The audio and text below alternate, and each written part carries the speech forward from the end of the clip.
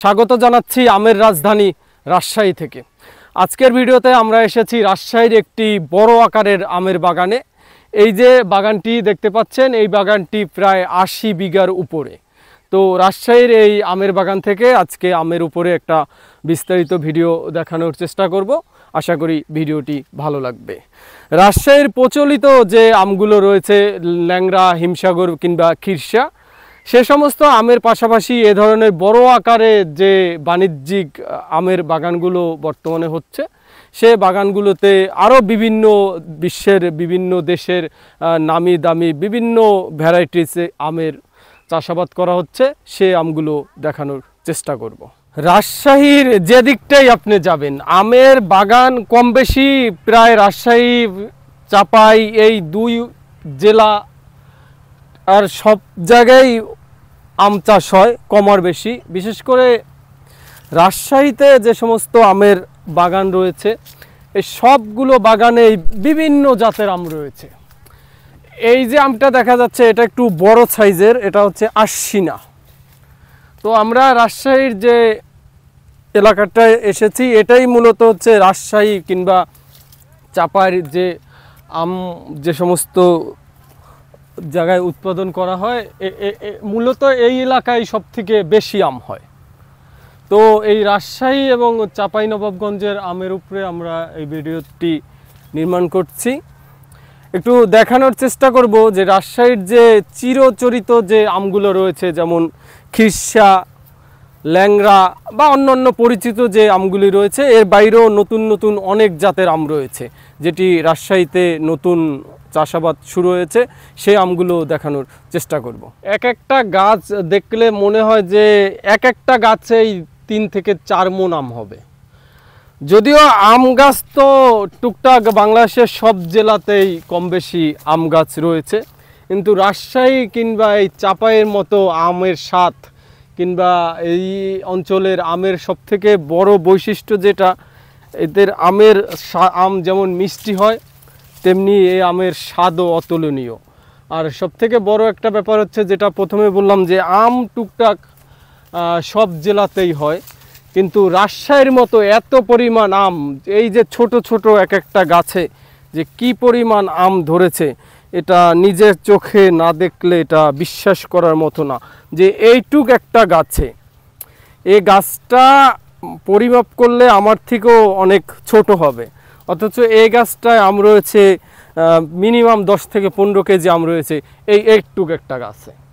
এটাই হচ্ছে রাজশাহীর এই বাণিজ্যিক আম যে চাষ যেটা শুরু হয়েছে, এর মূল কারণই হচ্ছে এটা, যে এই অঞ্চলে আম এতটাই ভালো হয় যেটা বলার মতো না। প্রতিটা গাছে যতগুলি আম গাছ রয়েছে, প্রতিটা গাছেই অসংখ্য আম ধরে আছে। এই দিকটাতে যদি দেখাই, আম আর আম ছাড়া এখানে কোনো, মানে গাছের থেকে মনে হচ্ছে যে আম অনেকটা বেশি। এই হচ্ছে রাজশাহী এর আমের বাগানের আমের অবস্থা। আমরা যারা শহরের মানুষ, আমরা ঢাকা শহরে যারা বসবাস করি, আমরা রাজশাহীর আমটা একটু খুঁজি, বাট আজকে আমি আসছি সরাসরি রাজশাহীতে, রাজশাহীর যে আমের বাগানগুলি রয়েছে এগুলি দেখার জন্য। তো আমের বাগান দেখে এক প্রকার কি বলবো, মানে মুগ্ধ হয়ে যাওয়ার মতো, যে এই ছোট ছোট আম গাছে যে এত পরিমাণ আম হতে পারে, যেটা আমার ধারণা ছিল না।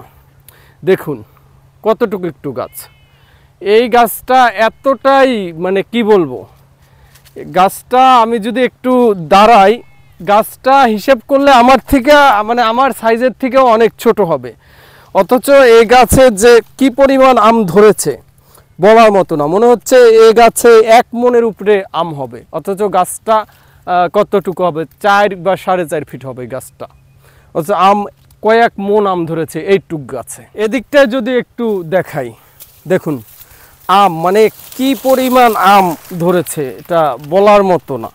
মানে এইটুক গাছ আমি মানে জাগাতে পারতেছি না, এত পরিমাণ আম ধরেছে এই জায়গাটা দিয়ে।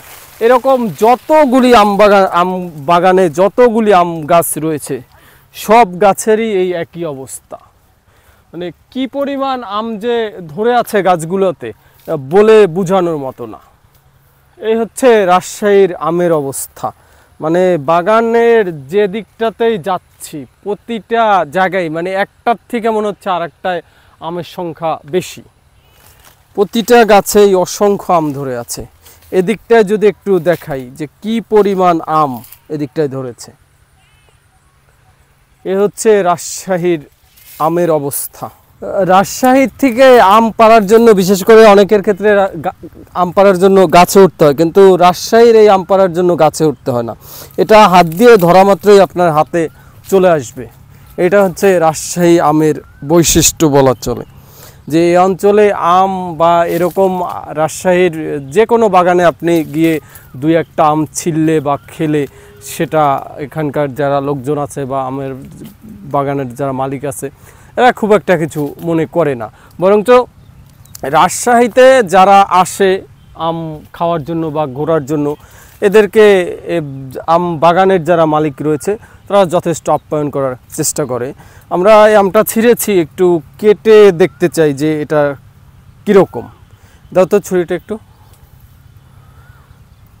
আমটা কেটে দেখাচ্ছি। কি পরিমাণ লাল আম, একেবারে মানে কি বলবো বলার মতন। এবং রাজশাহীর আম খুব রসালো। এটা কি জাতের আম? বোম্বাই। এটা বোম্বাই জাতের আম, মানে যথেষ্ট লাল এবং আমটা খুবই রসালো।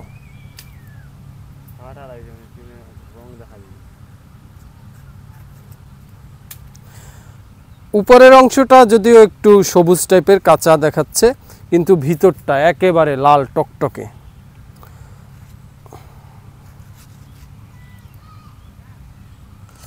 বিসমিল্লাহির রহমানির রহিম।